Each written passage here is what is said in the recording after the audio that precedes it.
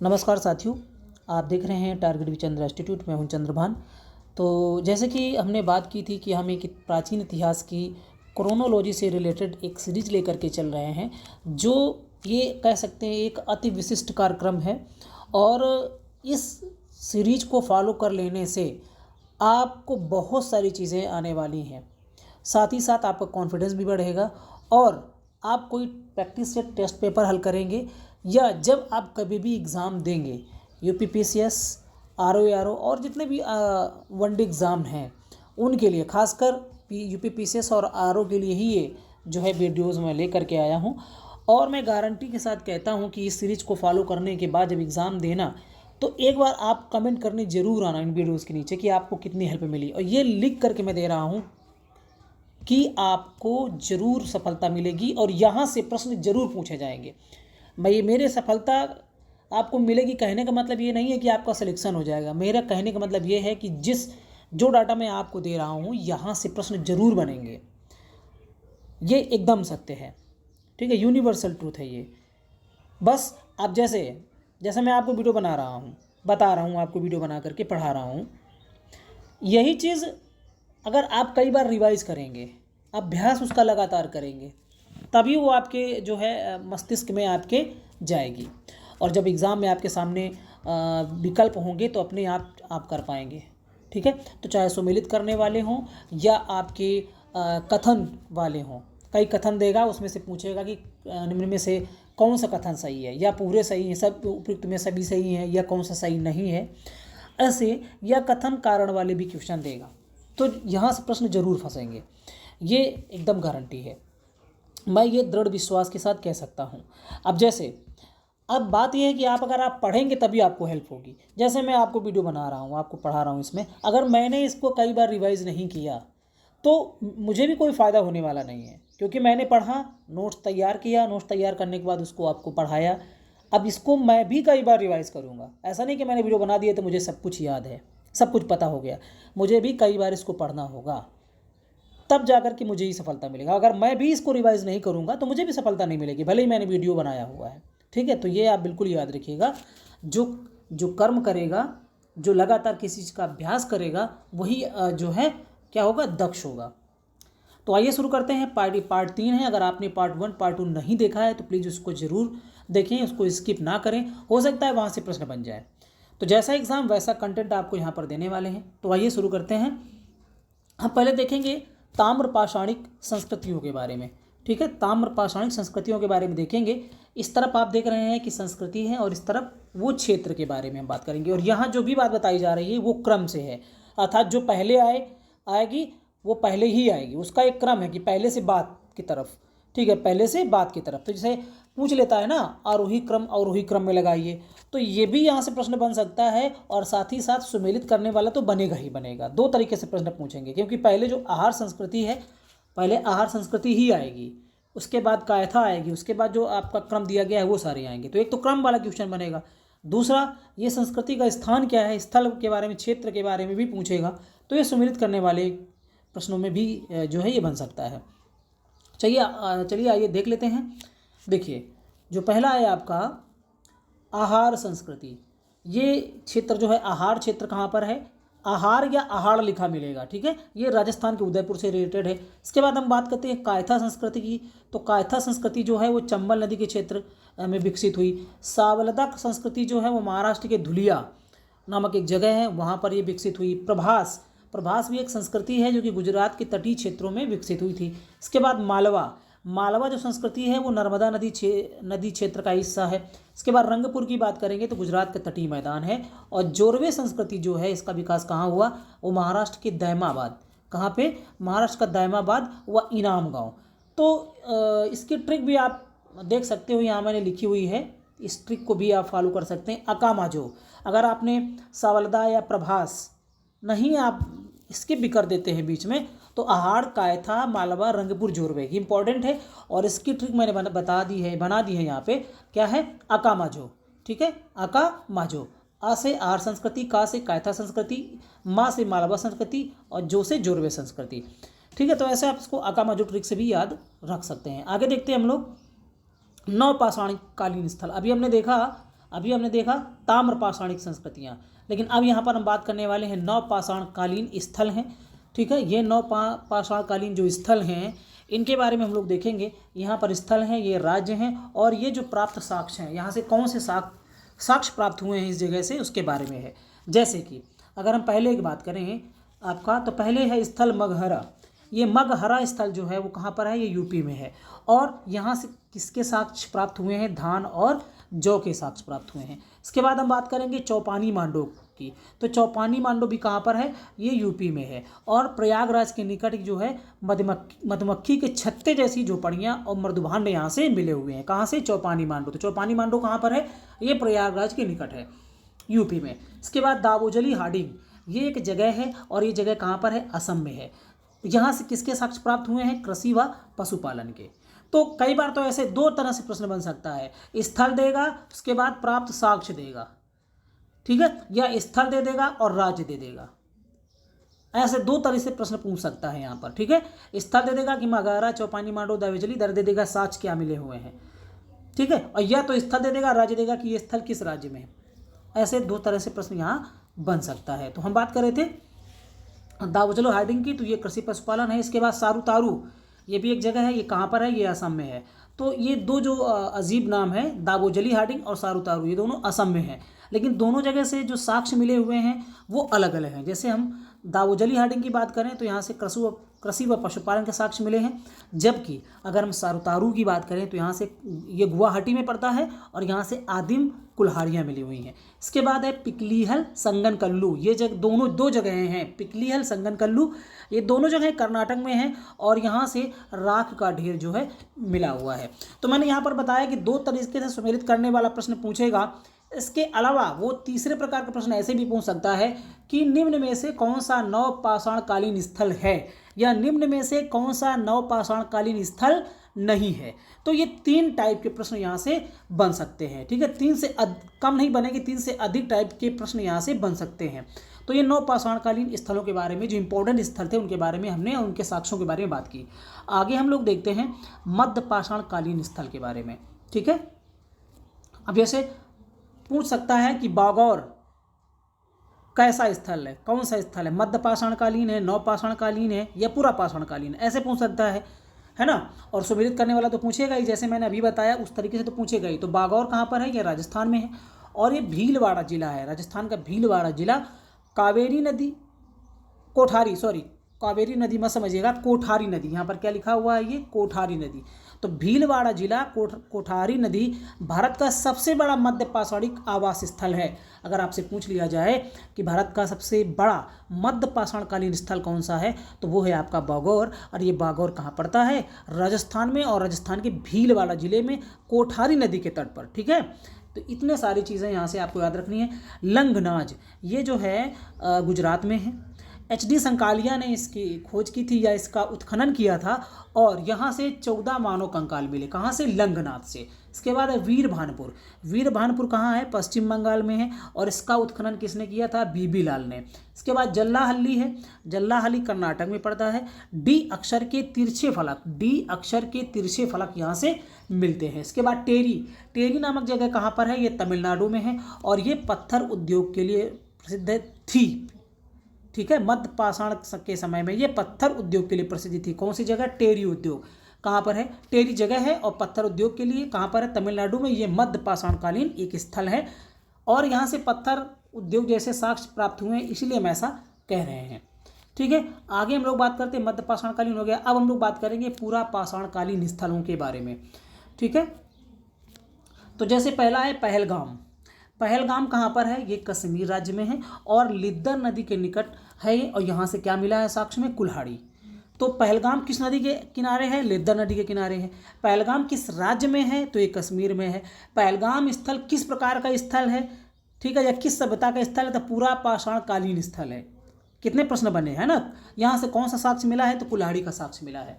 लोहदा नाला, देखिए मैंने समराइज किया हुआ है, एक चीज़ के साथ में कई सारे क्वेश्चन बन सकते हैं। आप अगर इसको अच्छे से आप पढ़ेंगे तो लोहदा नाला ये कहाँ पर है, यूपी में, और यहाँ से क्या साक्ष्य मिला है, मातृ देवी की प्रतिमा, और ये बेलन या बोलन नदी जो घाटी है वहाँ पर ये जगह पाई जाती है। इसके बाद गुड़ियाम की बात करेंगे, स्थल है ये कहाँ पर है, मध्य प्रदेश में है, सॉरी मद्रास में है। और फलक व क्लीवर नामक जो है साक्ष्य यहाँ से मिले। तो फलक व क्लीवर क्या है, एक तरीके से औजार हैं ये, फलक नुमा जो औजार हैं, क्लीवर नुमा जो औजार हैं, ये साक्ष्य मिले हुए कहाँ से, गुड़ियाम नामक स्थल से, और ये स्थल किस राज्य में है, मद्रास में है। इसके बाद जगहें हैं नेवासा व चिरकी, ये दो जगहें कहाँ पर हैं, ये महाराष्ट्र में पड़ती हैं, और यहाँ से मध्य पाषाणकालीन उच्च कोटि के उपकरण हमें प्राप्त होते हैं। तो हमने यहाँ पर जाना पूरा पाषाणकालीन स्थलों के बारे में। आगे हम लोग बात करते हैं कि ये कुछ मानव हैं, मानवों के प्रकार हैं, और ये क्या काम करते थे, किससे रिलेटेड हैं। जैसे हम बात करते हैं होमो हैबिलिस, ये होमो हैबिलिस जो है मानव है, इसका काम क्या है, औजार बनाने वाला मानव। तो जो औजार बनाने वाले मानव थे उनको क्या बोला जाता है, होमो हैबिलिस। बहुत अच्छा है, इसको आप स्टार मार्क कर लीजिए, यहाँ से प्रश्न जरूर बन सकता है। इसके बाद सेकंड है होमो इरेक्टस, होमो इरेक्टस जो है वो सीधे खड़े होकर चलने वाले मानव हैं। इसके बाद थर्ड की बात करें होमो सैपियंस, ये चिंतनशील आधुनिक मानव है, मतलब आजकल के जो हम लोग जो हैं वो किस में आएंगे, वो होमो सैपियंस में आएंगे। तो ये सुमेलित करने के लिए यहाँ से पूछ सकता है। इसके बाद हम बात करते हैं कुछ स्तंभ लेख हैं उनके बारे में। जैसे पहला स्तंभ लेख है बौद्ध स्तंभ लेख, ये कहाँ पर है, ये भरहुत मध्य प्रदेश में है। ये समय कौन सा है, इस स्तंभ लेख के लिखे जाने का वो शुंग काल है, और इससे संबद्ध व्यक्ति जो है वो राजा वासुदेव हैं, और इससे संबंधित जो विषय वस्तु मिलती है वो शुंग वंश का प्रतीक है। शुंग वंश का प्रतीक क्या है, बौद्ध स्तंभ लेख भरहुत में मध्य प्रदेश में, और इससे संबंधित व्यक्ति वासुदेव हैं। दूसरा जो स्तंभ लेख है वो गरुड़ स्तंभ लेख, ये बेसनगर या विदिशा में है। बेसनगर कहाँ पर है, विदिशा में है। यहाँ पर कौन सा स्तंभ लेख है, गरुड़ स्तंभ लेख है। ये समय कौन सा है, तो ये शुंग काल का समय है, और यहाँ से संबंधित व्यक्ति थे भागभद्र। अगला है एरण स्तंभ लेख, एरण स्तंभ लेख मध्य प्रदेश में है, ठीक है, ये गुप्त काल से संबंधित है। और ये एरण स्तंभ लेख जो है इसे समुद्रगुप्त के बारे में भी जानकारी मिलती है, और व्यक्तिगत मामलों की जानकारी मिलती है। किसके, समुद्रगुप्त के व्यक्तिगत मामलों की सूचना हमें मिलती है एरण स्तंभ लेख से। देखिए मैंने पिछले वीडियो में बताया था कि एरण नामक एक जगह है जो मध्य प्रदेश में है, और एक गुप्त काल से तो रिलेटेड है, लेकिन गुप्त काल के कई शासकों ने भी यहाँ पर अभिलेख जो हैं स्तंभ लेख बनवाए थे। तो कई शासकों के से संबंधित है कौन सी जगह, एरण अभिलेख। जैसे एरण की और बात करें तो एरण स्तंभ लेख ही जो है वो गुप्त काल से रिलेटेड है, मध्य प्रदेश में है, वो तो पहले से आपको बता दिया गया। ये बुद्धगुप्त से भी रिलेटेड है। बुद्धगुप्त के समय की विषय वस्तु क्या थी जो इसमें लिखी गई है, वो है चतुर्भुजी विष्णु का सर्वप्रथम अभिलेखीय प्रमाण। अगर आपसे सवाल कर लिया जाए कि चतुर्भुजी विष्णु का सर्वप्रथम अभिलेखीय प्रमाण और सप्ताह के दिनों के नाम हमें कहाँ से मिलते हैं, तो वो एरण स्तंभ लेख बुद्धगुप्त के एरण, ऐसे पूछेगा, ऐसे ऑप्शन देगा बुद्धगुप्त के एरण स्तंभ लेख से, ठीक है। तो चतुर्भुजी विष्णु मतलब विष्णु जी की चार भुजाएं जो होती हैं उसका अभिलेखीय प्रमाण, यहाँ मूर्ति से संबंधित प्रमाण नहीं कहा जा रहा है, यहाँ चित्र से संबंधित प्रमाण की बात नहीं की जा रही है, बल्कि अभिलेखीय प्रमाण की बात की जा रही है। अभिलेख का मतलब होता है जिनको पत्थर में खोद करके उत्खनित करके जहाँ पर लिखा जाता है या चित्रों को बनाया जाता है, उकेरा जाता है, राइट। तो यहाँ पर उसकी बात की जा रही है, इस चीज़ को याद रखिएगा। अगला है एरण स्तंभ लेख, ये भी सेम जगह है, वही समय है, और ये भानुगुप्त से रिलेटेड है। और ये भानुगुप्त के बारे में मैंने पिछले वीडियो में भी बताया था कि सती प्रथा का जो है अभिलेखीय साक्ष्य यहाँ से मिलता है, और ये भानुगुप्त के समय की बात है। यहाँ जो ये संबंधित है गोप राजा के रणभूमि में शहीद हो जाने तथा उसकी पत्नी द्वारा अपने साथ सती होने का प्रमाण मिलता है। अर्थात ये गोप राजा थे, भानुगुप्त के समय की बात है, और वो रणभूमि में शहीद हो जाते हैं तो उसकी पत्नी जो है उनके साथ सती हो जाती है। इस कहानी का प्रमाण हमें एरण स्तंभ लेख के से मिलता है, और एरण स्तंभ लेख किसका, भानुगुप्त का। तो ये याद रखिए, एरण स्तंभ लेख 2-3 गुप्तकाल से रिलेटेड है, लेकिन गुप्तकाल के कई राजाओं से रिलेटेड है। तो आपको ये बताना होगा, जैसे अब यहाँ पर दे देगा कि सती होने का या सती प्रथा का प्रमाण हमें किसके स्तंभ लेख से मिलता है। अब विकल्प पे दे देगा समुद्रगुप्त का एरण स्तंभ लेख, बुद्धगुप्त का एरण स्तंभ लेख, भानुगुप्त का एरण स्तंभ लेख, कुमारगुप्त का एरण स्तंभ लेख। तो याद रखिएगा एरण स्तंभ लेख तो कई हैं, लेकिन हमें सती प्रथा के बारे में जानकारी जो भानुगुप्त के द्वारा लिखवाया गया एरण स्तंभ लेख था उससे मिलती है, राइट, इस चीज़ को समझते रहिए। आगे हम लोग देखते हैं, एक है तालगुंडा अभिलेख। ठीक है, तालगुंडा अभिलेख ये जो है सिमोगा कहाँ पर है? मैसूर, कर्नाटक में। यहाँ से हमें क्या जानकारी मिलती है? ये किस शासक से रिलेटेड है? शांतिवर्मन और मयूर शर्मन, ये 2 शासक हैं, तो इनसे संबंधित है। और कदम्बों का इतिहास का अध्ययन का महत्वपूर्ण स्रोत है। कदम्ब वंश था एक, उसके बारे में जानकारी हमें मिलती है तालगुंडा अभिलेख से।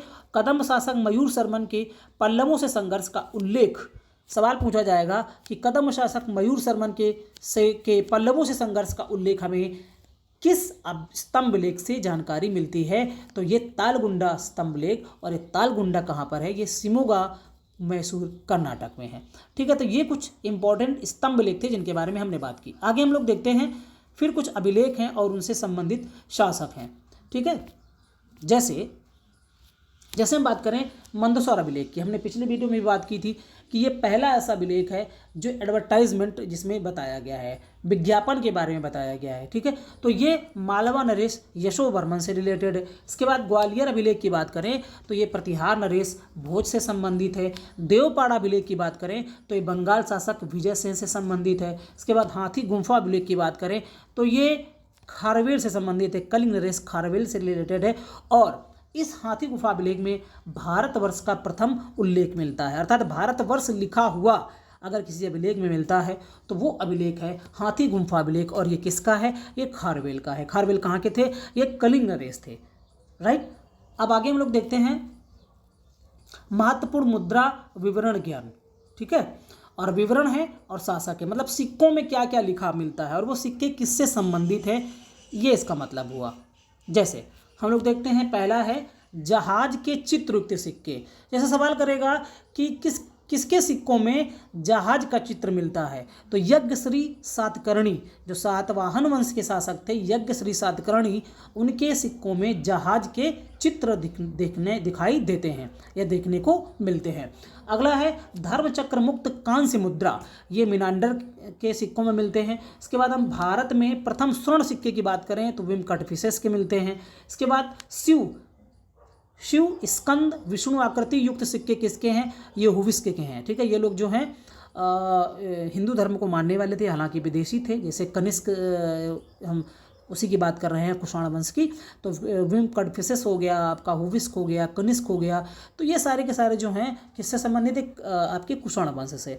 तो ये जो शासक हैं ये हिंदू धर्म को मानते थे, कुछ बौद्ध धर्म को। जैसे हम कनिष्क की बात करें तो बहुत बड़ा बौद्धिस्ट था, है ना, अपने आप को द्वितीय अशोक कहता था।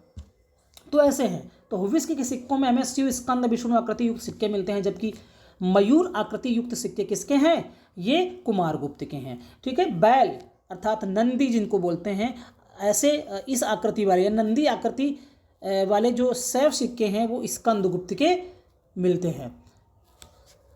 ठीक है, इसका मतलब स्कंदगुप्त किसका पुजारी था? वो शिव जी का पुजारी था। इसके बाद हम बात करते हैं मयूर पर सवार कार्तिकेय स्कंद सिक्के, ये कुमारगुप्त प्रथम के हैं। इसके बाद कालिया दमन या लक्ष्मी अंकित सिक्के किसके हैं? ये मोहम्मद गोरी के हैं। तो मोहम्मद गोरी के सिक्कों में क्या था? कालिया दमन, वही जिस कालिया का श्री कृष्ण जी ने यमुना नदी में दमन किया था।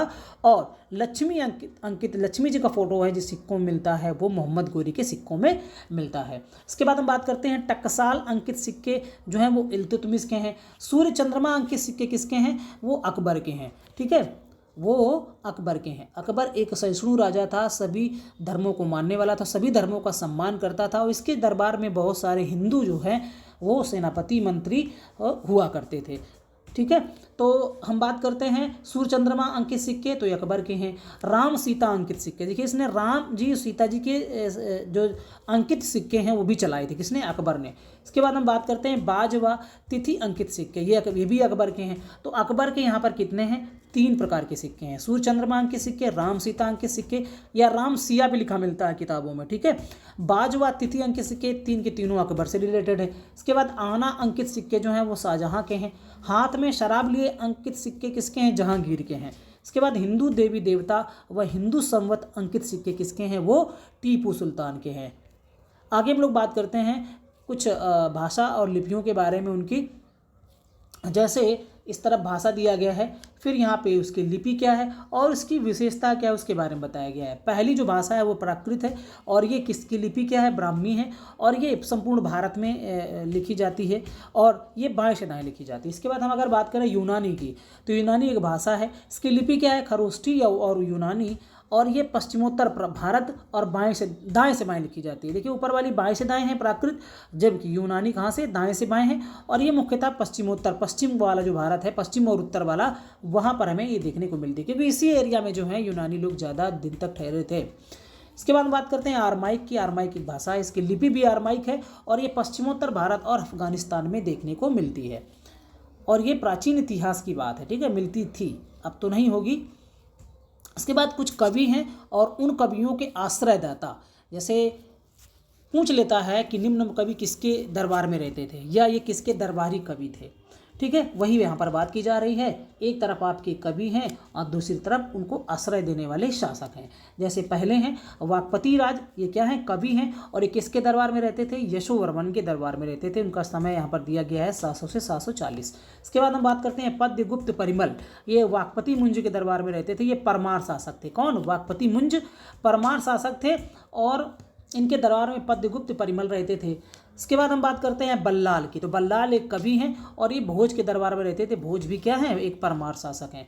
हम बिल्लड़ की बात करें तो बिल्लड़ जो है विक्रमादित्य फोर यहाँ जो हैं उनके दरबार में रहते थे और ये चालुक्य नरेश थे। कौन, विक्रमादित्य फोर, और इनके दरबारी कवि कौन थे, बिल्लड़। इसके बाद बात करते हैं संध्याकर नंदी की, तो रामपाल, इन्होंने क्या लिखी थी, रामचरित लिखी थी, रामपाल चरित लिखी थी या रामचरित लिखी थी, रामपाल को राम बना करके, तो ये पाल वंश के रिलेटेड है। इसके बाद हम हेमचंद्र की बात करते हैं, तो इन्होंने कुमारपाल के दरबार में शरण ली थी और ये सोलंकी वंश से संबंधित है। कौन, हेमचंद्र। इसके बाद हम जयसिंह की बात करते हैं, तो जयसिंह कुमारपाल के दरबारी कवि थे। इनका समय देखिए यहाँ पर दिया गया है 1088 से 1172। कुमारपाल दोनों एक ही समय की बात है। जयसिंह हेमचंद्र दोनों इसी के दरबार में रहते थे, ठीक है। इसके बाद हम बात करते हैं आनंद भट्ट की, तो आनंद भट्ट किसके दरबार में थे, बल्लाल सेन। और बल्लाल सेन किस वंश का शासक था, ये आपका सेन वंश का शासक था। इसके बाद बात करते हैं चंद्रबरदाई और जैनक की, तो ये पृथ्वीराज तृतीय के दरबार में रहते थे, जिन्हें पृथ्वीराज चौहान बोला जाता है, ठीक है। चंद्रबरदाई ने पृथ्वीराज रासो लिखी और जैनक ने पृथ्वीराज विजय। इस तरीके से इन्होंने दोनों रचनाएं जो हैं पृथ्वीराज तृतीय के बारे में या राय पिथौरा, इनको राय पिथौरा भी कहा जाता है, किसको, पृथ्वीराज तृतीय को, ठीक है। और अपने पानीपत का प्रथम युद्ध, पानीपत का द्वितीय युद्ध भी सुना होगा, ये पृथ्वीराज तृतीय ने ही लड़ा था, किसके साथ, मोहम्मद गौरी के साथ। आगे हम लोग देखते हैं, अगले हैं जयचंद। जयचंद के दरबार में हमीर देव रहते थे, ये चौहान वंश से संबंधित थे। जयचंद जो हैं वो क्या हैं, वो कवि हैं, याद रखिएगा। और ये किसके दरबार में थे, हमीर देव के दरबार में। और ये हमीर देव किस वंश के शासक थे, चौहान वंश के शासक थे, ठीक। और ये पृथ्वीराज तृतीय के बाद में आते हैं। इसके बाद हैं अगले राजानाथ। कौन है, राजानाथ द्वितीय।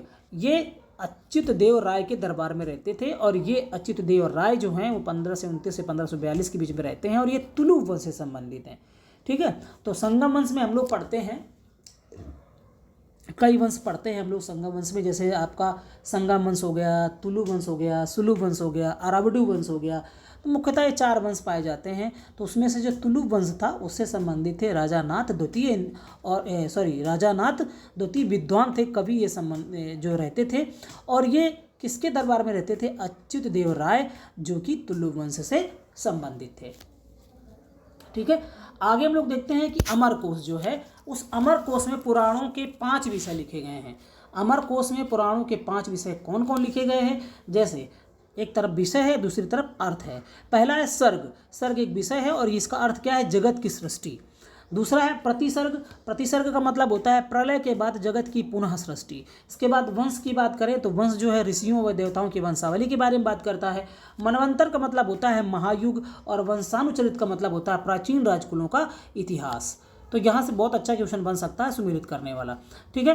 इसके बाद हम लोग देखते हैं पुराण और राजवंश। इसका मतलब क्या हुआ कि पुराणों में किन किन राजवंशों का उल्लेख मिलता है। जैसे हम विष्णु पुराण की बात करें तो इसमें हमें मौर्य वंश के बारे में जानकारी मिलती है, और हम अगर मत्स्य पुराण की बात करें तो इससे हमें सातवाहन वंश की जानकारी मिलती है। इसके बाद अगर हम वायु पुराण की बात करते हैं तो इससे हमें गुप्त वंश के बारे में जानकारी मिलती है। मोस्ट इंपॉर्टेंट है, पूछ लेगा कि गुप्त वंश की जानकारी हमें किस पुराण से मिलती है, तो वायु पुराण से। सातवाहन वंश की जानकारी हमें मत्स्य पुराण से मिलती है, और पुराणों में सबसे प्राचीन पुराण कौन सा है, मत्स्य पुराण है। इसके बाद मौर्य वंश की जानकारी हमें विष्णु पुराण से मिलती है। ठीक है, इसके बाद वेद और उनके ब्राह्मण के बारे में बात करते हैं। जैसे ऋग्वेद के ब्राह्मण कौन से हैं, कौशिकी व ऐत्रेय। यजुर्वेद के जो ब्राह्मण हैं वो तैत्रीय व शतपथ हैं। सामवेद के जो ब्राह्मण हैं वो पंचविश व जैमिनी हैं। अथर्ववेद के जो ब्राह्मण हैं वो गोपथ और गोपथ ब्राह्मण। ठीक है, अथर्ववेद का ब्राह्मण कौन सा है, गोपथ। सामवेद का पंचविश व जैमिनी है। यजुर्वेद का तैत्रीय व शतपथ है। ऋग्वेद का कौशिकी व ऐत्रेय है। तो ये इंपॉर्टेंट है, इतना आप अगर याद रखते हैं तो आपका काम चल जाएगा। तो आई होप वीडियो आपको पसंद आया होगा, और यहाँ पर मोस्ट इंपॉर्टेंट जो फैक्ट है वो लिया गया है। अगर आप इसको याद कर लेते हैं तो निश्चित ही आप सफलता की ओर एक कदम धीरे धीरे जरूर बढ़ेंगे, और अगर इस सीरीज को फॉलो करते हैं तो हर एक कदम आप जो हैं सिलेक्शन की तरफ बढ़ेंगे। तो वीडियो देखने के लिए आपका बहुत बहुत धन्यवाद। मिलते हैं इसके नेक्स्ट पार्ट में, तब तक के लिए बहुत बहुत धन्यवाद। Thank you.